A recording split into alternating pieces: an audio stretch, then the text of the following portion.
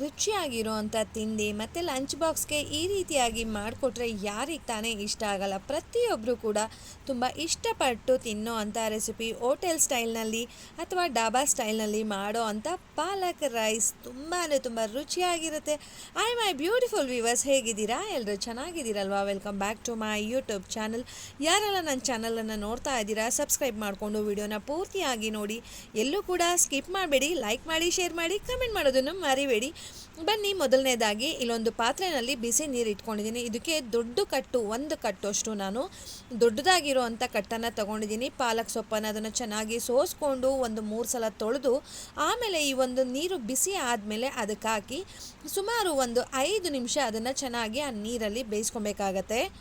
ನಮಗೆ green colour ಅದೇ ರೀತಿಯಾಗಿ ಇರಬೇಕು ಅಂದರೆ ಈ ಒಂದು ಮೆಥಡನ್ನು ಫಾಲೋ ಮಾಡಬೇಕಾಗತ್ತೆ ಸ್ನೇಹಿತರೆ. ಬೇಗ ಬೆಂದ್ಬಿಡುತ್ತೆ. ಈ ಒಂದು 5 ನಿಮಿಷ ಕೂಡ ತಗೊಳ್ಳೋದಿಲ್ಲ. ನಮಗೆ ಗೊತ್ತಾಗುತ್ತೆ ಅದು ಕಲರ್ ಚೇಂಜ್ ಆಗ್ತಾ ಇದೆ ಅಂತ. ನೋಡ್ತಾ ಇರ್ಬೋದು ಎಷ್ಟು ಶ್ರಿಂಕ್ ಆಗ್ತಾ ಇದೆ ಅಂತ ಹೇಳ್ಬಿಟ್ಟು.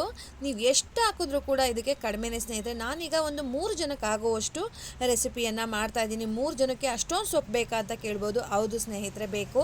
ನೋಡಿ, ಇವಾಗ ಕುದಿಯೋದಕ್ಕೆ ಶುರುವಾಗಿದೆ. ಇವಾಗ ಸ್ಟವನ್ನು ಆಫ್ ಮಾಡಿ ಆ ಸೊಪ್ಪನ್ನು ಬಿಸಿ ನೀರಿಂದ ತೆಗೆದು ತಣ್ಣೀರಿಗೆ ಹಾಕ್ತಾ ಇದ್ದೀನಿ. ತಣ್ಣಗಿರೋ ನೀರಿಗೆ ಹಾಕೋದ್ರಿಂದ ಇದು ಕಲರ್ ಗ್ರೀನ್ ಕಲರ್ ಆಗಿಯೇ ಇರುತ್ತೆ ಸ್ನೇಹಿತರೆ. ಅದೇನು ಕೂಡ ಕಲರ್ ಚೇಂಜ್ ಆಗೋದಿಲ್ಲ. ನೋಡಿ, ಇದನ್ನೊಂದು ಪಾತ್ರೆಗೆ ನೀರಿಂದ ಸಪ್ರೇಟ್ ಮಾಡಿಕೊಂಡು ಫೈನ್ ಪೇಸ್ಟ್ ಮಾಡ್ಕೊಂಡಿದ್ದೀನಿ. ಬನ್ನಿ, ಈ ಪ್ರಿಪ್ರೇಷನ್ ಹೇಗೆ ಮಾಡೋದು ನೋಡ್ಕೊಂಡು ಬರೋಣ.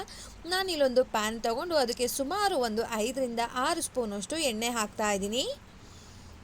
ಎಣ್ಣೆ ಬಿಸಿ ಆಗ್ತಾ ಇದೆ ಅಂತ ಅನ್ಬೇಕಾದ್ರೆ ಸ್ವಲ್ಪ ಪುದೀನ ಮತ್ತು ಸ್ವಲ್ಪ ಕೊತ್ತಂಬರಿ ಸೊಪ್ಪನ್ನು ಫೈನ್ ಚಾಪ್ ಮಾಡಿ ಹಾಕ್ತಾ ಇದ್ದೀನಿ. ಇದಕ್ಕೆ ಒಂದು ಪಲಾವ್ ಎಲೆ ಕೂಡ ಆ್ಯಡ್ ಮಾಡಿದ್ದೀನಿ. ಇದು ಒಂದು 10 ಸೆಕೆಂಡು ಇದು ಫ್ರೈ ಆಗಲಿ. ತುಂಬ ಚೆನ್ನಾಗಿರುತ್ತೆ. ಈ ಒಂದು ಮೆಥಡಲ್ಲಿ ಟ್ರೈ ಮಾಡಿದ್ರೆ ನೆಕ್ಸ್ಟ್ ಟೈಮ್ ಇದೇ ವಿಡಿಯೋ ಬೇಕು ಅಂತ ಸರ್ಚ್ ಮಾಡ್ತೀರಾ, ಅಷ್ಟು ರುಚಿಯಾಗಿ ಇರುತ್ತೆ. ಇದಕ್ಕೆ ಸುಮಾರು ಒಂದು 7ರಿಂದ 8 ಗೋಡಂಬಿಯನ್ನು ಹಾಕೋತಾ ಇದ್ದೀನಿ. ಗೋಡಂಬಿ ಒಂದು ಎಕ್ಸ್ಟ್ರಾ ಟೇಸ್ಟ್ ಅಂತ ಹೇಳ್ಬೋದು, ತುಂಬ ಚೆನ್ನಾಗಿರುತ್ತೆ. ಕೆಲವೊಬ್ಬರು ಇಷ್ಟ ಆಗಲ್ಲ ಅಂತನೋರು ಧಾರಾಳವಾಗಿ ಸ್ಕಿಪ್ ಮಾಡ್ಬೋದು. ಅದನ್ನು ಕೂಡ ಅಷ್ಟೇ ಒಂದು 10 ಸೆಕೆಂಡು ಫ್ರೈ ಮಾಡ್ಕೊಳ್ಳೋಣ. ಇದಾದಮೇಲೆ 2 ಮೀಡಿಯಮ್ ಸೈಜಿಂದ ಈರುಳ್ಳಿಯನ್ನು ಫೈನ್ ಚಾಪ್ ಮಾಡ್ಕೊಂಡಿದ್ದೀನಿ. ಅದನ್ನು ಕೂಡ ಆ್ಯಡ್ ಮಾಡ್ತಾ ಇದ್ದೀನಿ. ಇದ್ರ ಜೊತೆನೇ ಕರಿಬೇವಿನ ಸೊಪ್ಪನ್ನು ಕೂಡ ಹಾಕ್ತಾ ಇದ್ದೀನಿ. ಆದಷ್ಟು ಎಳೆದಾಗಿರುವಂಥ ಕರಿಬೇವು ಸೊಪ್ಪನ್ನು ತೊಗೊಳ್ಳಿ, ತುಂಬ ಚೆನ್ನಾಗಿರುತ್ತೆ. ಅದೇ ರೀತಿಯಾಗಿ ಖಾರಕ್ಕೆ ಎಷ್ಟು ಬೇಕೋ ಅಷ್ಟು ಹಸಿಮೆಣಸಿನ್ಕಾಯಿ, ನಾನಿಲ್ಲಿ ಸುಮಾರು ಒಂದು 5 ಹಸಿಮೆಣಸಿನ್ಕಾಯನ್ನು ಹಾಕ್ಕೊಂಡಿದ್ದೀನಿ. ಇವಾಗ ಈರುಳ್ಳಿ ಒಂದು ಅರ್ಧ ಭಾಗ ಫ್ರೈ ಆಗಬೇಕು ಸ್ನೇಹಿತರೆ. ನಾವು ಹಾಕಿರೋ ಇಂಗ್ರೀಡಿಯೆಂಟ್ಸ್ ಎಲ್ಲ ಆಲ್ಮೋಸ್ಟ್ ಒಂದು ತಾ ಬರಬೇಕು, ಅಲ್ಲಿ ತನಕ ನಾವು ಫ್ರೈ ಮಾಡಬೇಕಾಗುತ್ತೆ. ನಾವು ಈ ಒಂದು ರೆಸಿಪಿಯನ್ನು ಮಾಡಬೇಕಾದ್ರೆ ಸ್ಟವ್ ಫ್ಲೇಮನ್ನು ಆದಷ್ಟು ಮೀಡಿಯಮ್ ಫ್ಲೇಮ್ನಲ್ಲೇ ಇಟ್ಕೊಂಡು ಫ್ರೈ ಮಾಡೋಣ. ನೋಡಿ, ಈಗ ಒಂದು ಅರ್ಧ ಭಾಗ ಫ್ರೈ ಆಗಿದೆ. ಇವಾಗ ಶುಂಠಿ ಮತ್ತು ಬೆಳ್ಳುಳ್ಳಿಯನ್ನು ಕ್ರಷ್ ಮಾಡಿ ಹಾಕಿದ್ದೀನಿ. ಜಜ್ಜಿಬಿಟ್ಟು ಹಾಕ್ತೀವಿ ಅಂತ ಹೇಳ್ತೀವಲ್ವ, ಆ ರೀತಿ ಮಾಡಿಬಿಟ್ಟು ಹಾಕಿರೋದು. ಅದೇ ರೀತಿಯಾಗಿ ಒಂದು ಹುಳಿ ಟೊಮೆಟೊ ಹಾಕಿದ್ದೀನಿ, ಅದು ಕೂಡ ಫೈನ್ ಚಾಪ್ ಮಾಡಿದೆ.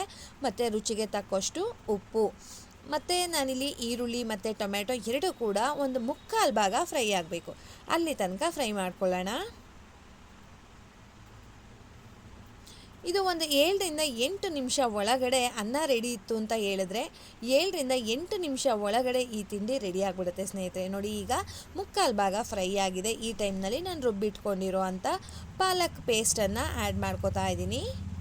ಇದಕ್ಕೆ ಬೇಕಂದರೆ ಸ್ವಲ್ಪ ತೆಳುವಾಗಿ ಬೇಕು ಪಾಲಕ್ ರೈಸು ಅಂತ ಹೇಳಿದ್ರೆ ಸ್ವಲ್ಪ ಈ ಟೈಮ್ನಲ್ಲಿ ನೀರನ್ನು ಆ್ಯಡ್ ಮಾಡ್ಕೊಳ್ಬೋದು. ಕನ್ಸಿಸ್ಟೆನ್ಸಿ ಇವಾಗ ಹೇಗಿರುತ್ತೆ, ಅನ್ನ ಹಾಕಿದ ಮೇಲೆ ಸ್ವಲ್ಪ ಗಟ್ಟಿ ಆಗುತ್ತೆ. ನೋಡಿ, ಈಗ ಲಾಸ್ಟಲ್ಲಿ ಇದಕ್ಕೆ ಒಂದು 1/4 ಟೀ ಸ್ಪೂನಷ್ಟು, ನೋಡಿ ಈ ರೀತಿ ಆಗಿದೆ. ಇದಕ್ಕೆ ಲಾಸ್ಟಲ್ಲಿ ಒಂದು 1/4 ಟೀ ಸ್ಪೂನಷ್ಟು ಗರಂ ಮಸಾಲ ಆ್ಯಡ್ ಮಾಡಿದ್ದೀನಿ. ನಾವು ಇದಕ್ಕೆ ಯಾವುದೇ ರೀತಿ ಸ್ಪೈಸಸ್ ಹಾಕಿಲ್ಲ, ಸೊ ಅದಿರಲಿ ಅಂತ ಹೇಳಿಬಿಟ್ಟು ಗರಂ ಮಸಾಲ ಹಾಕಿದ್ದೀನಿ. ಇವಾಗ ಬಿಸಿಯಾಗಿ ಮತ್ತು ಅದನ್ನು ಸ್ವಲ್ಪ ತಣ್ಣಗೆ ಮಾಡ್ಕೊಂಡಿರೋ ಅಂಥ ನಾನಿಲ್ಲಿ ಸೋನಾ ಮಸೂರಿ ಅಕ್ಕಿಯನ್ನು ತೊಗೊಂಡಿದ್ದೀನಿ. ಆ ಒಂದು ಅನ್ನನ ಇದಕ್ಕೆ ಸೇರಿಸ್ಕೊಂಡು ಚೆನ್ನಾಗಿ ಮಿಕ್ಸ್ ಮಾಡೋಣ. ಈ ಟೈಮ್ನಲ್ಲಿ ನಾನು ಸ್ಟವನ್ನು ಪೂರ್ತಿಯಾಗಿ ಆಫ್ ಮಾಡಿದ್ದೀನಿ.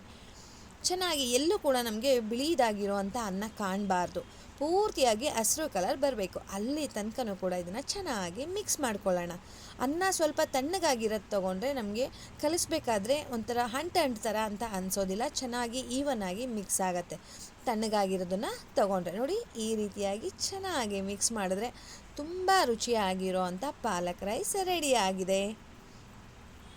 ಲಾಸ್ಟಲ್ಲಿ ಇದಕ್ಕೆ ಸರ್ವ್ ಮಾಡಬೇಕಾದ್ರೆ 1 ಸ್ಪೂನಷ್ಟು ತುಪ್ಪ ಹಾಕಿ ಸರ್ವ್ ಮಾಡೋದ್ರಿಂದ ರುಚಿ ಇನ್ನೂ ಸ್ವಲ್ಪ ಜಾಸ್ತಿ ಅಂತ ಹೇಳ್ಬೋದು. ಈಸಿಯಾಗಿ ಮನೆಯಲ್ಲಿರೋವಂಥ ಇಂಗ್ರೀಡಿಯೆಂಟ್ಸನ್ನೇ ಉಪಯೋಗಿಸ್ಕೊಂಡು ರುಚಿಯಾಗಿರೋವಂಥ ಹೋಟೆಲ್ ಸ್ಟೈಲ್ ಅಥವಾ ಡಾಬಾ ಸ್ಟೈಲ್ ಪಾಲಕ್ ರೈಸ್ ರೆಡಿಯಾಗಿದೆ ಸ್ನೇಹಿತರೆ. ಟೇಸ್ಟ್ ಮಾತ್ರ ತುಂಬ ಚೆನ್ನಾಗಿತ್ತು.